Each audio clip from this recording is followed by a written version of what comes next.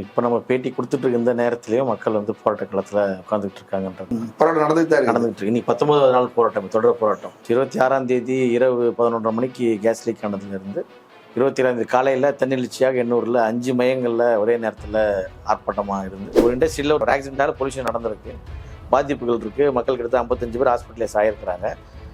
கடல்ன்ற இயற்கை வளம், அங்கே தான் லீக்கேஜ் நடந்திருக்கு. மறுநாள் பார்த்தீங்கன்னு சொன்னால் குவியலாக மீன்கள் வந்து இறந்து கரை ஒதுங்கி இருக்கு. இந்த ஓடுற அவசரத்தில் எங்கே போகிறோன்னே தெரியாமல் மக்கள் ஓடுறாங்க. உயிருக்கு பயந்து ஓடுறாங்க. எல்லாருமே உயிருக்கு பயந்து ஓடும்போது என்னன்னு தெரியாது. அம்மோனியா லீக்கேஜ்ன்றது சொன்னால் தான் தெரியும். கம்பெனிக்காரன் எந்த அலர்ட்மெண்ட்டும் கொடுக்கல. அப்போ மக்கள்கிட்ட இருந்து ஃபோன் வருது, ஏதோ ஒரு பிரச்சனை, ஏதோ வெடிச்சிருச்சு அப்படின்றது இருக்குல்ல. ஸோ அது எல்லாத்தையும் தாண்டி உயிர் பயத்தை கொண்டு வந்துருச்சு. தொடர்ச்சி எங்களுக்கு நெஞ்செரிச்சல், கண்ணெரிச்சல், அந்த பகுதியில் இருக்கிறவங்க முக்கால்வாசி பார்த்தீங்கன்னா நிறைய பேர்த்துக்கு மலட்டுத்தன்மை, வீசிங் இல்லாத வீடே கிடையாது. கேன்சர்லாம் பணக்கார நோயின்னு சொல்லுறது போய் வீட்டு கேன்சர், மாதத்தில் மூணு பேர் கேன்சர் இறந்துட்டு இருக்கிறாங்க. ஸோ அந்த மாதிரி பிரச்சனைகள் தொடர்ச்சியாக இன்க்ரீஸ் ஆகிட்டே வந்தது எங்களுக்கு தொடர்ச்சியாக. அந்த கம்பெனியை வந்து மூடணும் அப்படின்றது உங்களுடைய கோரிக்கை. இப்போ அவங்க என்ன சொல்கிறாங்கன்னா, ஒரு விபத்து நடந்துருச்சுங்க, ஒரு பெரிய புயல் வந்தது, வெள்ளம் வந்தது, அதனால ஒரு பாதிப்பு வந்துருச்சு, நாங்கள் அதை சரி பண்ணிட்டோம், மேற்கொண்டு இன்னும் கூட வந்து நாங்கள் எல்லாத்தையும் சரி பண்ணிக்கிறோம், ஏன் மூடணும்னு அவசியம், நாங்கள் சேஃபாக அதை செஞ்சுக்கிறோம்னு சொல்கிறாங்க இல்லையா? அதை ஏற்க முடியாதா? இந்த இன்சிடென்ட் பொறுத்த வரைக்கும் புயல் சம்மந்தம் இல்லை. அது 4ஆம் தேதி முடிஞ்சு டிசம்பர் 4. இது 26ஆம் தேதி நடக்குது. கல் விழும்போது நல்லா தெரியும், நாங்கள் ஃபுல்லாக பாறை கொட்டி இருக்கு. கல் விழுந்ததுன்னா பைப் டேமேஜ் ஆகும்னு தெரியும். ஸோ ஆலை நிர்வாகம் அப்படி ஒரு பிரச்சனை இருக்குதுன்னும் போது அதிகபட்சம் பண்ணுற சேஃப்டி மெஷர்ஸ் என்னன்னா ஆட்டோ டயரை மேலே கட்டி வைக்கிறது, இவ்வளோதான். ஆக்சுவலி 1962 அந்த கம்பெனி உள்ள வராங்க. பாரிஸ் அப்படின்ற கம்பெனி மூலிமா உள்ள வராங்க. சாக்லேட் ஃபேக்டரியாக தான் உள்ள வராங்க. ஸோ அப்போ எங்களுக்கு முன்னாடி இருந்த தாத்தா, அப்பா, அம்மா, அந்த ஜென்ரேஷன்லாம் அவங்க உள்ள வராங்க. உள்ள வரும்போது சாக்லேட் ஃபேக்டரியாக உள்ள வந்தது 94 தான் இது கன்வெர்ட் ஆகுது என்னன்ட்டு, இந்த மாதிரி அம்மோனியா ஃபேக்டரி. அப்போ ஒரு லோக்கல் பகுதியில் இருக்கிற மக்களை பப்ளிக் இது கேட்குறாங்க, பப்ளிக் ஹியரிங் வச்சு கேட்குறாங்க. அந்த கம்பெனி அப்போ வரும்போது இந்த அளவுக்கு பிரச்சனை இருக்குன்றது எங்களுக்கு தெரியாது, யாருக்குமே தெரியல. அந்த அளவுக்கு ஜென்ரேஷன் படிப்பு இல்லை. முன்னாடி இருந்தவங்க விளிம்பு நிலை மக்கள் வந்து என்ன சொல்கிறாங்கன்னா, நாங்கள் உயிரோட கடைசி சாவை நாங்கள் கையில் பார்த்துட்டு வந்திருக்கோம் அப்படின்ற மாதிரி தான் அவங்க ஃபீல் பண்ணுறாங்க. சரி, இப்போ என்னோட ஜென்ரேஷன் இதோட அழிஞ்சு போச்சு, முந்தின ஜென்ரேஷன் இதோட நாங்கள் அனுபவிச்சு இதை நாங்கள் வாழ்ந்துட்டோம், இனி வரப்போகிற சந்ததியாவது, என் குழந்தைங்களாவது இந்த மாதிரி நச்சு காத்தையும் இந்த மாதிரி தண்ணியும் அம்மோனியா கலந்து தண்ணியும் குடிக்காமல் இருக்கிறதுக்காக தான் அவங்க இந்த போராட்டத்தை வந்து கண்டினியூவாக பண்ணிட்டு இருக்கிறாங்க. இன்றைக்கி தொடர்ச்சியாக 19வது நாள் போராட்டம் போயிட்டுருக்குது.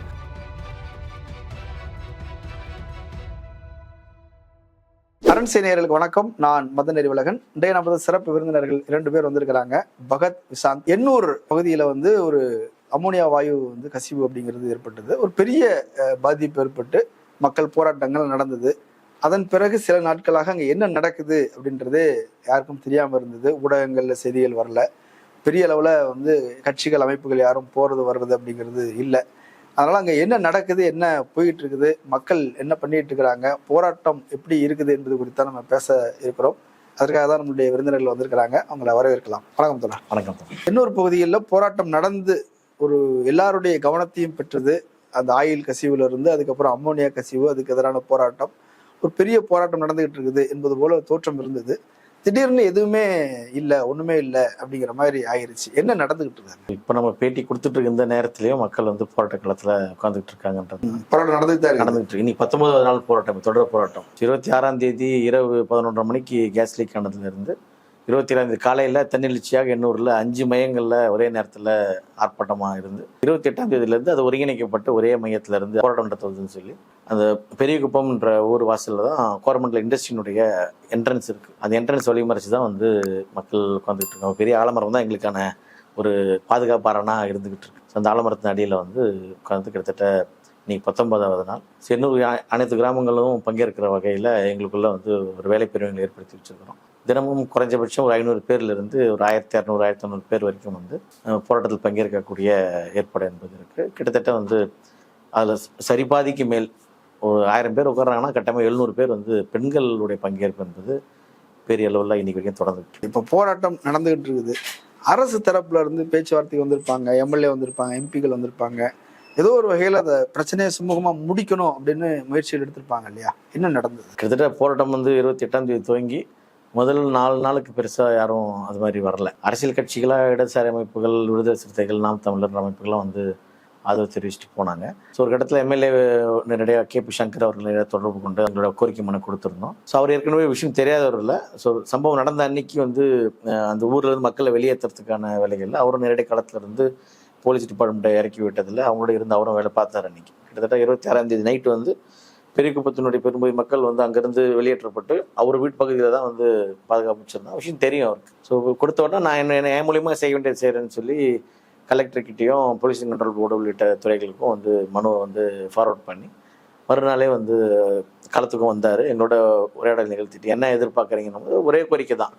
அந்த ஆலையினால தான் வந்து தொடர்ந்து சுவாச பிரச்சனை என்பது எண்ணூர் பகுதியில் இருக்குது. இப்போ நடந்திருக்கிற இன்சிடென்ட் என்பது ஒரு பெரிய இன்சிடெண்ட்டாக இருக்கிறதுனால பாதிப்புகள் ஜாஸ்தியாக இருக்கின்றனால அந்த ஆலை வந்து சேஃப்டி மெஷர்ஸாக எந்த வகையிலையும் வந்து அதோடைய கட்டுக்குள்ளே இல்லை. இந்த தொழிற்சாலை மூடுவது மட்டும்தான் இந்த பகுதியில் மக்கள் வாழ்கிறதுக்கான ஒரு பாதுகாப்பு இருக்குன்ற அடிப்படையில் தொழிற்சாலை மூடனோட ஒரே கோரிக்கை அதை நீங்கள் வலியுறுத்தணுன்ற கேட்டுக்கிட்டோம். ஸோ மறுநாளே வந்து கலெக்டரையும் போலீஸ் கண்ட்ரோல் போர்டில் அதோட இன்சார்ஜ் ஆஃபீஸரையும் MP joint commissioner of police எல்லாரும் ஒன்றா வச்சு வந்து எண்ணூர்லேயே ஃபிஷரிஸ் டிபார்ட்மெண்ட் ஆஃபீஸ் இருக்குது. ஸோ அங்கே வச்சு வந்து ஒரு ஜாயின் மீட்டிங் மாதிரி வந்து ஏற்பாடு பண்ணாங்க. ஸோ அதில் எங்கள் தரப்புல இருந்து நாங்களும் கலந்துக்கிட்டோம். 25 பேர் கலந்துக்கிட்டோம். என்ன விதமான பாதிப்புகள் இருக்குன்றதையும் சட்ட ரீதியாக என்ன விதிமுறைகள் வந்து இந்த விஷயத்தில் நடந்திருக்கு, பொதுவாகவே என்ன விதமான பாதிப்புகள் சூழல் பாதிப்பு என்ன வகை இருக்குன்றதையும் விலைக்கு சொல்லியிருக்கோம். ஸோ அதை நாங்கள் விசாரணை கொண்டு போகிறோன்ற வகையில் ஒரு அஷூரன்ஸ் கொடுத்துட்டு போயிட்டாங்க. அதன் பிறகும் போராட்டம் தொடருது. முந்தானத்து வந்து போலீஸ் டிபார்ட்மெண்ட்டுடைய இனிஷியேஷனில் என்வரன்மெண்டல் ஃபாரஸ்ட் டிபார்ட்மெண்ட்டுடைய இன்சார்ஜாக இருக்கக்கூடிய சுப்ரியா சாகு மேடம் டைரெக்டாக நம்ம ஜார்ஜ் ஃபோர்ட்டில் நேரடியாக மீட் பண்ணுறதுக்கான ஏற்பாடு பண்ணாங்க. அவங்ககிட்டயும் வந்து 10 பேரை ரெப்ரசன்டேஷன் உள்ளே போய் அவங்களோட விவாதிக்கிறதுக்கு எங்களை குறைகளை முன்வைக்கிறதுக்கு ஏற்பாடு பண்ணி கொடுத்தாங்க. ஸோ அதில் வந்து பேசிட்டு வந்திருக்கிறோம். ஸோ அவங்களும் அவங்களுடைய தரப்புக்கு அவங்க இருக்கும்போது கூட கலெக்டர் நேராக ஸ்பாட்டுக்கு வர வச்சுருந்தாங்க. மீட்டிங் அப்போ கலெக்டர் நேரடியாக வந்திருக்கிறாங்க. ஃபிஷரிஸ் டிபார்ட்மெண்ட் இதுக்கப்புறம் மீட்டிங்க்கு அப்புறம் நேராக களத்தில் வந்து பெண்களோட தரப்பு விஷயங்களும் கேட்கணும்னு சொன்னபோது கொஞ்சம் டைம் ஸ்பெண்ட் பண்ணாங்க. பெண்களும் அவங்க பிரச்சனைகளை சொன்னாங்க, ரிசீவ் பண்ணிட்டு போயிருக்காங்க. இப்போ இதில் கோட்டையில் வச்சு நடந்த மீட்டிங்லேயும் வந்து கலெக்டர் இருந்தாங்க. இவங்க இருக்கும்போது சுப்ரியா சாகு மேடத்தோட பேசும்போது சென்னை கலெக்டரும் கூட இருந்தாங்க. அரசு தரப்பு உங்களுக்கு சப்போர்ட்டாக தான் இருக்கிறாங்க. சப்போர்ட்டாக இருக்காங்கன்னா செயல்பாடுகளாக என்ன சப்போர்ட் இருக்குது அப்படின்றது என்னால் எனக்கு தெரியல. மேபி இப்போ நாங்கள் டிமாண்ட் என்ன பண்ணுறோம்னா, ஒரு இண்டஸ்ட்ரியில் ஒரு ஆக்சிடென்ட்டால் பொல்யூஷன் நடந்திருக்கு, பாதிப்புகள் இருக்குது, மக்கள் கிட்ட 55 பேர் ஹாஸ்பிட்டலைஸ் ஆகியிருக்கிறாங்க. கடல்ன்ற இயற்கை வளம் அங்கே தான் லீக்கேஜ் நடந்திருக்கு. மறுநாள் பார்த்தீங்கன்னு சொன்னால் குவியலாக மீன்கள் வந்து இறந்து கரை ஒதுங்கி இருக்கு. அப்போது என்வரன்மெண்ட்டை பொல்யூட் பண்ணியிருக்கிற வாழ்கிற மக்களை வந்து ஆபத்தான சூழலுக்கு உட்படுத்தியிருக்கிறேன். அப்போ என்ன ஏதாவது போலீஸ் கேஸ் மினிமம் வந்து கம்பெனி மேலே ரெஜிஸ்டர் பண்ணியிருக்கீங்க. இது வரைக்கும் வழக்கு போட்டதா அன்றைக்கி நாங்கள் கலெக்டர் மீட்டிங்கில் பேசும்போது போலீஸ் அஃபிஷியல் சொன்னாங்க. வழக்கு எடுத்துருக்காங்கன்னு சொல்கிறாங்க. இல்லை என்ன வழக்குன்றது இது வரைக்கும் நமக்கு வழக்கு பதிவு பண்ணியிருக்காங்கன்னு நமக்கு தெரியல. சுமூட்டோ கேஸ் என்னன்னா அது வந்து பொல்யூஷன் கண்ட்ரோல் இது தீர்ப்பாயத்திலிருந்து அவங்க பொதுவாகவே இப்போ அதை ஒரு ப்ராசஸாக வச்சுருக்காங்க. இப்போ 4ஆம் தேதி நடந்த டிசம்பர் 4 புயல் முடிஞ்ச உடனே CPCயில் ஆயில் ஸ்பில் இஷ்யூ வந்தது. ஸோ செய்தியின் அடிப்படையில் வந்து அவங்களே சுமூட்டோ கேஸ் எடுத்து அந்த கேஸ் நடந்துட்டு, இதுவும் 26ஆம் தேதி நைட் நடந்த உடனே 27ஆம் தேதி அவங்களும் சுமூட்டோ கேஸ் எடுத்துட்டாங்க. அது என்வரன்மெண்ட்டில் என்ன பாதிப்பு இருக்குதுன்றத ஒரு கோர்ட் வந்து கேஸ் எடுத்துக்குது, அது ஓகே. பட் நிர்வாக ரீதியாக தவறு செய்த நிறுவனத்தின் மீது, கோரமண்டல் இண்டஸ்ட்ரி மீது போலீஸ் ஏதாவது வழக்கு தொடுத்துருக்கணும் இல்லையா? அப்படியான முயற்சிகள் நடத்தப்பட்டதா நமக்கு கொஞ்சம் தெரியும் தகவல் இல்லை. பக்கம் உதவிகள் எல்லாமே செய்கிறாங்க, இன்னொரு பக்கம் வழக்கு போடாமல் இருக்கிறாங்கிறது உங்களுடைய குற்றச்சாட்டாக இருக்குது. இப்போ இன்னொரு இது என்னென்னா, இப்போ அந்த பிரச்சனை நடந்த அன்னைக்கு 50 பேருக்கு மேலே வந்து மருத்துவமனைக்கு போனாங்க, நிறைய பேர் தனியார் மருத்துவமனைக்கு போனாங்க. அந்த செலவுகள் எல்லாத்தையும் வந்து நாங்கள் ஏற்றுக்கிறோம் அப்படின்னு சொல்லி அன்னைக்கு சுப்பிரமணியம் அமைச்சர் அவர்கள் சொல்லியிருந்தாங்க. அதெல்லாம் கரெக்டாக செஞ்சாங்களா? இந்த ஓடுற அவசரத்தில் எங்கே போகிறோன்னே தெரியாமல் மக்கள் ஓடுறாங்க, உயிருக்கு பயந்து ஓடுறாங்க. ஆக்சுவலி என்னன்னா, கம்யூனிகேட் எப்படி ஆகுன்னு சொல்ல முடியாது. எல்லாம் தூங்கிட்டு இருக்கிறாங்க. பக்கத்தில் ஒரு 33 கிராமம், எண்ணூர் மட்டும் சுற்றி சொல்கிறேன், ஒரு அழகான கிராமம், 33 கிராமம் இருக்கும். தாண்டி போனீங்கன்னா திருவொற்றியூர்னு ஒரு சென்னையோட மொதல் ஜோன் வார்டு எல்லாமே அங்கேருந்து ஆரம்பிக்கும். எல்லாருமே உயிருக்கு பயந்து ஓடும்போது என்னன்னு தெரியாது. அமோனியா லீக்கேஜ்ன்றது சொன்னால் தான் தெரியும். கம்பெனிக்காரன் எந்த அலாட்மெண்ட்டும் கொடுக்கல. அப்போ மக்கள்கிட்ட இருந்து ஃபோன் வருது, ஏதோ ஒரு பிரச்சனை, ஏதோ வெடிச்சிருச்சு அப்படின்றது இருக்குல்ல. ஸோ அது எல்லாத்தையும் தாண்டி உயிர் பயத்தை கொண்டு வந்துருச்சு. ஸோ அப்போ மக்கள் ஓடுறாங்க, என்னென்னே தெரியாமல் ஓடிட்டு இருக்கிறாங்க. ஓடும்போது குழந்தைய தூக்கணுன்றது ப்ரியாரிட்டி. ப்ரெக்னன்சி லேடிஸ், ஓல்டேஜ் விமென்ஸு, இந்த மாதிரி வீக்கெண்ட் பீப்புள் எல்லாரும் விக்டிம்ஸ் எல்லாமே ஓடும்போது நிறைய. எத்தனை மணிக்கு நடந்தது? எக்ஸாக்டாக 11:45 அப்படின்றாங்க. எக்ஸாக்ட் நள்ளிரவு. ஆமாம், நள்ளிரவு. அது ஒரு 15 மினிட்ஸில் வந்து அரெஸ்ட் பண்ணிட்டேன் அப்படின்றாங்க. அது எந்த அளவுக்கு அரெஸ்ட் பண்ண முடியுன்ற சாத்தியம் நமக்கு தெரியல. அந்த உயிர் பயத்தில் எந்த பக்கம் ஓடுறனே தெரியல. சரிங்களா, திசையறிந்து ஓடணும்னு கூட தெரியல. ஏன்னா நம்மளை மீறி போயிட்டு இருக்காது. காத்துக்கு எதிர்த்து திசையில போகணும் அப்படின்றது தகவல். ஆனா அந்த காத்தோட திசையிலேயே ஓடிட்டு இருக்கிறாங்க மக்கள். என்னன்னு தெரியாம உயிர் காப்பாத்திட்டா போதும் அப்படின்ற மாதிரி காத்தோட வேகமா போறோம்னு நினைச்சிட்டு போறாங்க. எவ்வளவு வேகமா போனாலும் காத்து வந்து அம்மோனியா வாயுன்றது எவ்வளவு தூரம் போனாலும் அழிஞ்சிரும்ன்றது தான், செத்துருவோன்றது தான். அப்போ ஓடி சேரும்போது ஹாஸ்பிட்டலில் அங்கே லோக்கல் எங்கே ஹாஸ்பிட்டல் இருக்கோ அங்கங்கே போய் ஜாயின் பண்ணுறாங்க. ஒரு சிலர் வந்து ஆகாஷ் ஹாஸ்பிட்டலில் ஜாயின் பண்ணுறாங்க, ப்ரைவேட் ஹாஸ்பிட்டல். ஒரு சிலர் வந்து ஸ்டான்லி ஜிஹெச்சில் போய் ஜாயின் பண்ணுறாங்க. ஒரு சிலர் ஓபி கேஸே போயிட்டு மறுநாள் கூட அனுப்பின எந்தெந்த ஹாஸ்பிட்டலுக்கு இன்னும் எங்களுக்கு சரியான தகவல் கிடைக்கல. ஆனால் 65 பேர் ஹாஸ்பிட்டலைஸ் ஆகிருக்கிறாங்க. அதில் வந்து 12 பேர் வந்து ஐசி வார்டில் அட்மிட் ஆகி 2 பேருக்கு ஆன்ஜியோ பண்ணுற அளவுக்கு இந்த இன்சிடென்ட் மூலியமாகவே ஏற்கனவே இருந்த பிரச்சனையை தீவிரப்படுத்திருச்சு. அந்த மாதிரி நிகழ்வாக மாறிச்சு. அரசு வந்து யாருக்கிட்டையும் அந்த பைசாவும் வாங்கலை. ஸோ அந்த மொத்த செலவையும் நாங்கள் எடுத்துக்கிறோம் அப்படின்னு சொல்லிட்டு சொன்ன மாதிரி செஞ்சுட்டாங்க. யாருக்கிட்டையுமே ஒரு பைசா கூட வாங்கலை. ஸோ இன்ன வரைக்கும் அந்த பேஸ் அப்படியே போயிட்டு. ஆனால் இன்னொரு கம்ப்ளைண்ட் சொல்றாங்க இல்லையா, 3 நாள்ல சில தனியார் மருத்துவமனைகள்ல சரியாயிருச்சு போங்கன்னு அனுப்பி விட்டாங்க. ஆனால் மறுபடியும் வந்து அந்த பிரச்சனை சரியாகாம மறுபடியும் ரிட்டர்ன் வர வேண்டியதெல்லாம் இருந்ததுன்னு சொன்னாங்க இல்லையா. அதே நம்ம எப்படி பார்க்குறோம் அப்படின்னா, எல்லாருமே வந்து அட்மிட் ஆகுறாங்க ஹாஸ்பிட்டலில். அட்மிட் ஆகும்போது இவங்க என்ன ஓபியில இருந்தே அனுப்பி விட்டுறாங்க. ஒரு 3 நாளில் எனக்கு அவங்க சீரியஸாக ஃபீல் பண்ணிட்டு இருக்கிறாங்க. என்னால் சாப்பிட முடியல, கண்ணெரிச்சல், நெஞ்செரிச்சல், எங்களால் தூங்க கூட முடியல, எங்கள் அந்த உயிர் பயத்துலேருந்து என்ன இருக்கிறோம் அப்படின்னு சொல்கிறவங்கள கூட உங்களுக்கு சரியாயிருச்சு, நீங்கள் கிளம்பலாம், வீட்டுக்கு போகலாம் அப்படின்ற மாதிரி இன்ஸ்ட்ரக்ஷன் வருது. இவங்க ஃபைட் பண்ணுறாங்க மக்கள். எனக்கு முடியலைங்க, உண்மையாலுமே என்னால் முடியல, என்னால் வீட்டுக்கு போனால் நான் விழுந்துரும் போல இருக்கு, எனக்கு ஆக்சிஜன் தேவை, இந்த சுச்சுவேஷனில் இருக்கிறேன் அப்படின்னு போது கூட போஸ்ட் பண்ணி அனுப்புகிறாங்க. அப்படி வீட்டுக்கு வந்தவங்க கூட தேசராணின்னு ஒரு அம்மா, அவங்க திருப்பியும் வந்து ஹாஸ்பிட்டலைஸ் ஆம்புலன்ஸ் வச்சு ஏற்றிட்டு போகிறோம். அவங்க போயிட்ட பிறகு அவங்களுக்கு வந்து டெஸ்ட்லாம் எடுத்துகிட்டு அன்றைக்கே ஆன்ஜியோ பண்ணுறாங்க. அந்த மாதிரி சுச்சுவேஷனில் கூட ஹாஸ்பிட்டல் கூட அனுப்புகிற சுச்சுவேஷன்ஸ் இருந்தது. இன்னொரு விஷயம், ஏஆர் காப்பி இன்ன வரைக்கும் அவங்க கிட்ட இருந்து நம்ம வாங்க முடியல. ஸோ அந்த மாதிரி பிரச்சனைகளும் இருக்குது. என்னென்ன பாதிப்புகள் இருந்ததுங்கிறது மருத்துவமனை தரணும். அது கூட தர்றதுக்கு இல்லை. எங்களுக்கு ஸ்டான்லியில் மட்டும் கிடச்சிருச்சு ஏஆர் காப்பி. பட் இந்த ப்ரைவேட் ஹாஸ்பிட்டலில் எங்களுக்கு இன்னும் வரைக்கும் கிடைக்கல. அந்த கம்பெனியை வந்து மூடணும் அப்படின்றது உங்களுடைய கோரிக்கை. அவங்க என்ன சொல்றாங்கன்னா, ஒரு விபத்து நடந்துருச்சுங்க, ஒரு பெரிய புயல் வந்தது, வெள்ளம் வந்தது, அதனால ஒரு பாதிப்பு வந்துருச்சு, நாங்கள் அதை சரி பண்ணிட்டோம், மேற்கொண்டு இன்னும் கூட வந்து நாங்கள் எல்லாத்தையும் சரி பண்ணிக்கிறோம், ஏன் மூடணும்னு அவசியம், நாங்கள் சேஃபாக அதை செஞ்சுக்கிறோம்னு சொல்றாங்க இல்லையா. அதை ஏற்க முடியாதா? இந்த இன்சிடென்ட் பொறுத்த வரைக்கும் புயல் சம்பந்தம் இல்லை. அது 4ஆம் தேதி முடிஞ்சு போச்சு, டிசம்பர் 4. இது 26ஆம் தேதி நடக்குது. கேஸ் பைப்லைன்ன்றது அந்த எண்ணூர் வந்தீங்கன்னா கடலுக்கு மேலேயே உங்களுக்கு ஹைவே இருக்கும். ஹைவேக்கு மேலேயே டேங்க், அந்த டேங்க்ல தான் கிட்டத்தட்ட 12,500 மெட்ரிக் டன் கெப்பாசிட்டி அந்த அம்மோனியா கேஸ் நீங்கள் ஃபுல் பண்ண முடியும். ஸோ பைப்லைன் மூலியமாக தான் கப்பல்லேருந்து கொண்டு வராங்க. ஒரு 1.5 கடற்கரையிலேருந்து 1.5 கிலோமீட்டர் டிஸ்டன்ஸில் வந்து கப்பல் ஹேங்கர் பண்ணுறதுக்கான பைப்பை புதைச்சி கடலில் அடியில் வச்சுருக்காங்க. துபாய் நாடுகள்லேருந்து தான் அம்மோனியா கேஸ் வருது. ஸோ வந்து அவங்க டேரெக்டாக விசாகப்பட்டினத்தில் இறக்கி அங்கேருந்து சின்ன ஷிப்பில் தான் கொண்டு வராங்க. ஸோ இந்த ப்ராசஸ் 1.5 கிலோமீட்டர் பைப் இருக்குது இல்லையா, அது வெல் எக்யூப்டான பைப் தான். கிட்டத்தட்ட 7 லெவல் இன்சுலேட்டடான பைப் தான். டேங்க்கும் 3 லேயர்னு சொல்கிறாங்க. இதெல்லாமே ஓகே. இது எல்லாமே மனுஷனுடைய சக்திக்கு உட்பட்டு 7 லேயர் போடுற, 3 லேயர் டேங்குக்கு போடுற, 7 லேயர் பைப்புக்கு போடுறதெல்லாம் ஓகே. கடலுடைய கெப்பாசிட்டி என்னன்றதெல்லாம் நீ வரையறுக்கிற லிமிட்டுக்குள்ளலாம் அது இல்லை. அது எந்த சூழலில் என்ன பாதிப்பு வருதுன்றதை பொறுத்து தான் கடலுடைய ஃபோர்ஸ் எந்த அளவுக்கு உனக்கு எதிராக காட்டணும். சுனாமியோட இம்பாக்ட் என்ன இருக்குன்றது நமக்கு என்ன தெரியுமா? தெரியாதுல்ல. அப்போ கடலோட சக்தி என்பது மனுஷனுடைய கெப்பாசிட்டிக்கு அப்பாற்பட்ட ஒரு பெரிய விஷயம். அப்போது ஒன்று பைப்லைன் வந்து இப்போ நீங்கள் போய் பார்த்தீங்கன்னா, நான் உங்களுக்கு ஃபோட்டோ கூட காட்டுறேன், அந்த கடல் அலையை அடிச்சிட்டு இருக்கு இல்லையா, அங்கே பறவைகள் கொட்டி இருப்பான் கடலரி பண்ணால, அந்த மேலே கல்லுகளை உள்ள விழுந்தாலும் தடுக்கிறதுக்காக வச்சிருக்கிற எக்யூப்மெண்ட் என்ன தெரியுமா? ஆட்டோ டயரை போட்டு சுற்றி வச்சிருக்காங்க. நீங்கள் இப்போ நேராக போய் ஃபோட்டோ எடுத்தீங்கன்னா அந்த தண்ணி உங்கள் கண்ணுக்கு முன்னாடி தெரியுற 10 அடிக்குள்ள கடலுக்குள்ள தண்ணிக்குள்ளே இல்லாத பைப் வெளியே தெரியுதுல்ல, அதில் ஆட்டோ டயருங்களாக இருக்கும். அந்த டியூப் மேலே கல் மேலே விழுந்து டேமேஜ் ஆகாமல் இருக்கிறதுக்காக. கல் விழ போது நல்லா தெரியும், நாங்கள் ஃபுல்லாக பாறை கொட்டி இருக்கு. கல் விழுந்ததுன்னா பைப் டேமேஜ் ஆகும்னு தெரியும். ஸோ ஆலை நிர்வாகம் அப்படி ஒரு பிரச்சனை இருக்குதுன்னும் போது அதிகபட்சம் பண்ணுற சேஃப்டி மெஷர்ஸ் என்னன்னா ஆட்டோ டயரை மேலே கட்டி வைக்கிறது. இவ்வளோதான். இது ஒன்று. 2வது, கடலுக்கு மேலேயே வந்து உங்களுக்கு இந்த ஸ்டோரேஜ் டேங்க் இருக்குது. இப்போது இது வரைக்கும் வந்து எவ்வளோ கேஸ் லீக் ஆச்சுன்றது தெளிவான ஸ்டேட்மெண்ட் இல்லை. தோராயமாக அப்படி இப்படி சுற்றிட்டு வர தகவல்னு சொன்னால் ஒரு டன்லேருந்து 1.5 டன் வரைக்கும் தான் வந்து லீக் ஆகிருக்கும் அப்படின்றது சொல்லியிருக்க தகவல். அதுவும் அவங்க என்னன்னா, இது ஜஸ்ட்டு ரொம்ப 20 நிமிஷம் தான் லீக் ஆச்சு, அதுக்குள்ள அரெஸ்ட் பண்ணிட்டோம், இவ்வளோ வந்திருக்குன்னு கம்பெனிகளும் சொல்கிற தகவல். கவர்மெண்ட் தரப்புலேருந்து இன்னும் டீட்டெயிலாக ரிப்போர்ட் வெளியே வரல, அதனால் நமக்கு எவ்வளோ தெரியாதுன்னு வச்சுக்கோங்க. அவங்க சொல்கிறது 1.5. அதுக்கே பார்த்தீங்கன்னு சொன்னால் பாதிக்கப்பட்ட 3 ஊர், காற்று டைரக்ஷன் அந்த 3 ஊரை கழி பண்ணிட்டு ஓடுறாங்க.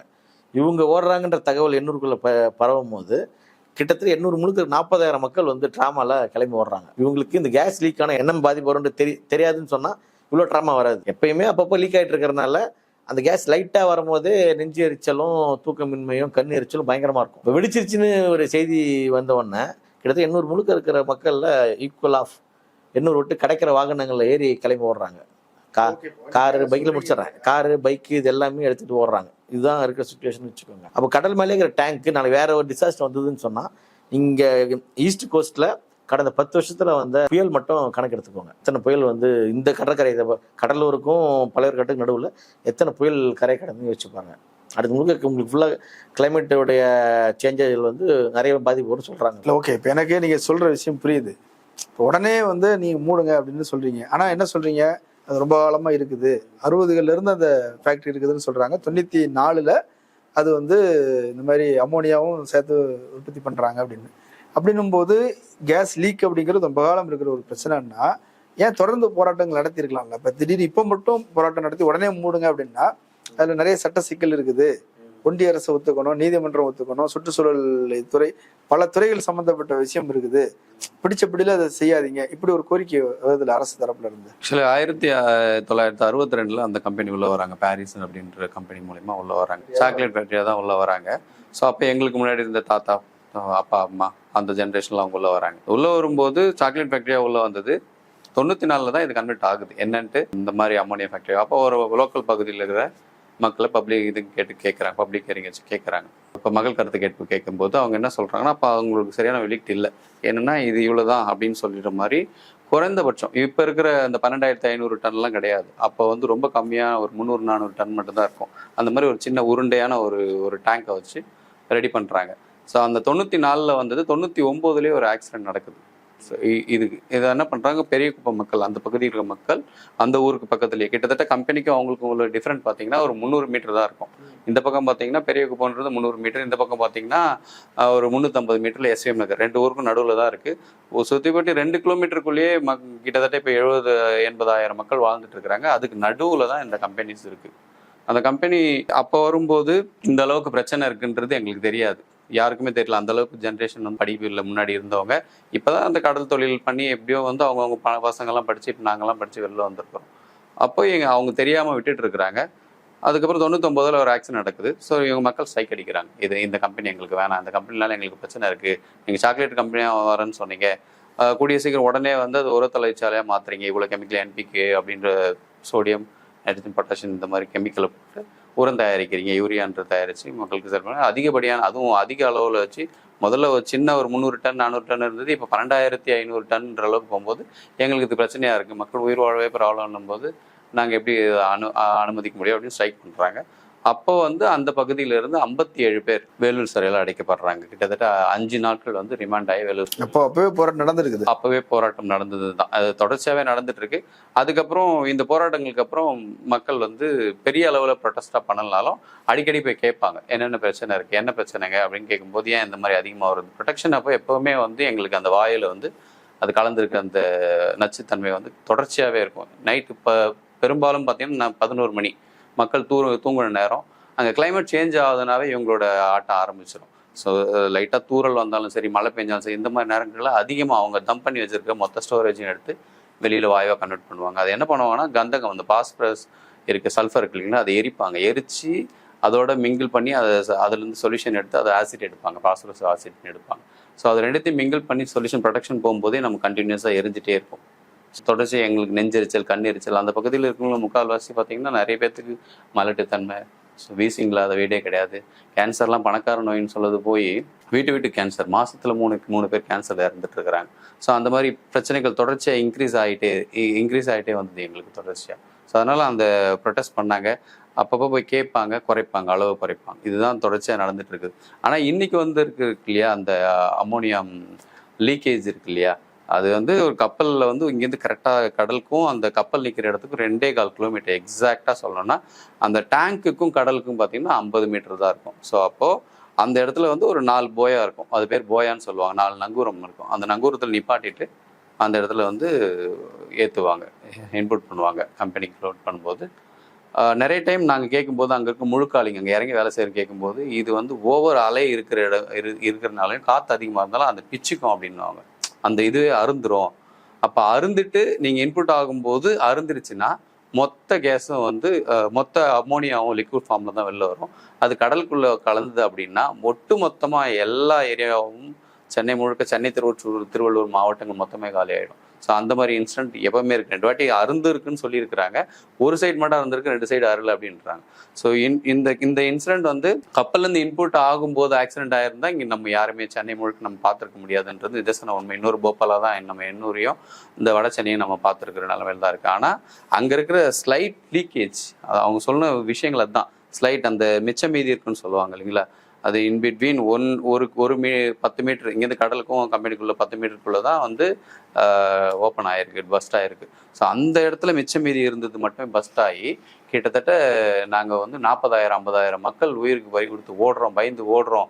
அவங்களுக்கு எல்லாருக்குமே ஹாஸ்பிட்டலைஸ் பண்ண தேவைப்படுது, மூச்சு வாங்குற பிரச்சனை வந்தது, அங்கங்கே மயக்கம் போட்டு விழுந்தாங்க, வாமிட் பண்ணாங்க, ஒரு குழந்தை வந்து ரத்தம் வந்துன்றாங்க மூக்கில். ஸோ அந்த மாதிரி இஷ்யூஸ்லாம் வரும்போது நாங்கள் வந்து உயிரை வந்து பார்த்துட்டோம். விளிம்பு நிலை மக்கள் வந்து என்ன சொல்கிறாங்கன்னா, நாங்கள் உயிரோட கடைசி சாவை நாங்கள் கையில் பார்த்துட்டு வந்திருக்கோம் அப்படின்ற மாதிரி தான் அவங்க ஃபீல் பண்ணுறாங்க. ஸோ இப்போ என்னோட ஜென்ரேஷன் இதோட அழிஞ்சு போச்சு, எனக்கு முந்தின ஜென்ரேஷன் இதோட நாங்கள் அனுபவிச்சு இதை நாங்கள் வாழ்ந்துட்டோம். இனி வரப்போகிற சந்ததியாவது, என் குழந்தைங்களாவது இந்த மாதிரி நச்சு காத்தையும் இந்த மாதிரி தண்ணியும் அம்மோனியா கலந்த தண்ணியும் குடிக்காமல் இருக்கிறதுக்காக தான் அவங்க இந்த போராட்டத்தை வந்து கண்டினியூவாக பண்ணிட்டு இருக்கிறாங்க. இன்றைக்கி தொடர்ச்சியாக 19வது நாள் போராட்டம் போயிட்டு இருக்குது. இது விடுறதுக்கான எந்த முயற்சியுமே இன்னும் மக்கள் எடுக்கலை. அரசாங்கத்திலேருந்து உறுதியான அறிவிப்பு வர வரைக்கும் நாங்கள் வந்து இந்த போராட்டத்தை கண்டினியூ பண்ணணும். இன்ன வரைக்கும் அந்த களத்தில் உட்காந்துட்டு இருக்கு. ஓகே, இப்போ அரசாங்கம் வந்து அதுக்கு ஒரு லிமிட் இருக்குது இல்லையா? அப்போ அவங்க வந்து அவங்களே முடிவெடுக்க முடியாது இல்லை. இப்போ ரிப்போர்ட்ஸ் வரணும், சுற்றுச்சூழல் துறை அது இதுன்னு வழக்கு, இப்போ பசுமை தீர்ப்பாயம் எல்லாமே சொல்லும்போது தானே அவங்க முடிவெடுக்க முடியும்.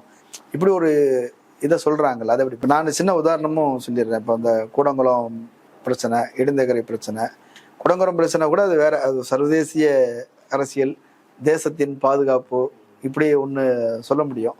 ஸ்டெர்லைட் விவகாரம் அப்படி கிடையாது, அது ஒரு தொழில், அதனால் வரக்கூடிய பாதிப்பு. அதுக்கு 80களிலிருந்து அவங்க 80ல் 90லேருந்து இல்லையா, 95ல் தான் என்னமோ வருதுன்னு சொல்கிறாங்க. 95லேருந்து அதுக்கான போராட்டங்கள் நடந்து வழக்குகள், நீதிமன்றத்தில் வழக்குகள் போகும்போது எல்லா நேரமும் அதுக்கு ஏதோ ஒரு வகையில் இழப்பீடு அப்படிங்கிறத ஒன்று கொடுத்து அது மறுபடியும் அதை சரி பண்ணிக்கிங்க, இது சரி பண்ணிக்கிங்க, இப்படி போகுது இல்லையா? அப்போது அரசாங்கம் மட்டுமே அதில் முடிவெடுக்க முடியுமான்னு ஒரு இது இருக்கு இல்லையா? மக்கள் வந்து தொழிற்சாலைக்கு எதிராக போராடல இது வரைக்கும். இப்போ தொழிற்சாலையில் வந்து மெயின்டைன் பண்ண வேண்டிய சேஃப்டி மெஷர்ஸை மிஸ் பண்ணுறாங்களோ, எப்போ நான் பாதிக்கப்படுறேனோ அப்போ மட்டும் தான் போராடி இருக்கிறாங்க. ஸோ மையமான பிரச்சனை வந்து நீங்கள் ஒரு நிறுவனத்தை நடத்துறீங்க, உங்களுக்கு பொறுப்பு இருக்குது, நீங்கள் பொறுப்பெல்லாம் நடந்துக்கிறீங்க, நாங்கள் பாதிக்கப்படுறோம், ஸோ அந்த தகுதி உனக்கு இல்லை, நீ கிளம்பு, இதான் சொல்கிறீங்க. அப்பப்போ கொஞ்சம் கொஞ்சமாக பண்ணக்கூடிய பாதிப்புலாம் இருக்கு இல்லையா, அதெல்லாம் கலெக்டிவாக சேர்ந்து ஒரு ஒரு ஒரு ஸ்பார்க்கிங் பாயிண்ட் தேவைப்படுது. இது வந்து இதுக்கு மேலே பொறுத்துக்கிறதுக்கான சூழல் இல்லை, போதுன்ற சூழல். அதுதான் இந்த 26ஆம் தேதி நடந்த ஸ்பார்க்கிங் பாயிண்ட் தான் ஒட்டுமொத்தமாக தொழிற்சாலை வேணாம் சொல்கிறதுக்கான போராட்டம்னு வச்சுக்கோங்க. பட் நீங்கள் சொல்கிற மாதிரி எடுத்தும் கவுத்தோன்னு அரசும் வந்து ஒரு தொழிற்சாலை மூட முடியாது.